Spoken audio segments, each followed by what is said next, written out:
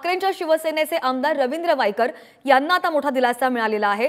पालिका आरक्षित भूखंडावरील हॉटेल बांधण्याच्या प्रस्तावाचा पुनर्विचार होणार आहे आणि याच भूखंडावरून वायकरांवर घोटाळ्याचे आरोप सुद्धा करण्यात आले होते।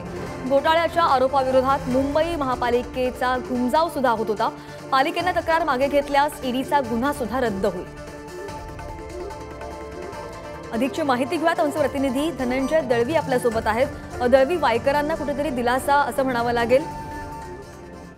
श्रद्धा, जर आपण पाहिलं तर जोगेश्वरीमधील जे सुप्रीमो क्लबच्या जागेवर गैरव्यवहार तसेच तिथे हॉटेल बांधण्यात तथ्य लपवल्याचा आरोप जो आहे तो माजी मंत्री व ठाकरेंच्या शिवसेनेचे आमदार रवींद्र वायकर यांच्यावर करण्यात आला होता। तर या सगळ्या संदर्भात मिळण्याची शक्यता आहे, कारण की वायकर यांच्या प्रस्तावाचा पुनर्विचार करण्याची तयारी जी आहे ती मुंबई महानगरपालिका प्रशासनाने दाखवली आहे। त्यासाठी त्यांनी प्रतिज्ञापत्र जे आहे ते सर्वोच्च न्यायालयात सादर केलेलं आहे।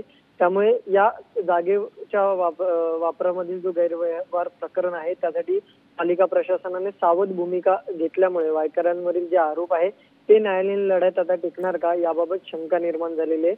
त्यामुळे त्यांना दिलासा मिळण्याची जी आहे ती शक्यता आहे। जर आपण पाहिलं तर माजी खासदार जे आहेत किरीट सोमय्या यांनी या सगळ्या संदर्भात बरेच आरोप केले होते। त्यानंतर ईडीने या सगळ्या संदर्भात गुन्हा दाखल केला होता।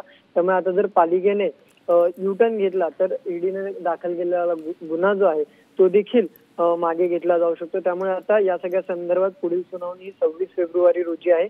त्यामुळे या सगळ्यात आता नेमकं काय होतंय आणि काय बाहेर येतंय सगळं, निकाल न्यायालयात काय लागतं हे सगळं आता पाहणं महत्त्वाचं असणार आहे। श्रद्धा, नक्कीच पुढे कशी कारवाई होते, काय प्रक्रिया सुरू होते ते सुद्धा पाहणं महत्त्वाचं असेल। धन्यवाद धनंजय, तुम्ही दिलेल्या माहितीसाठी।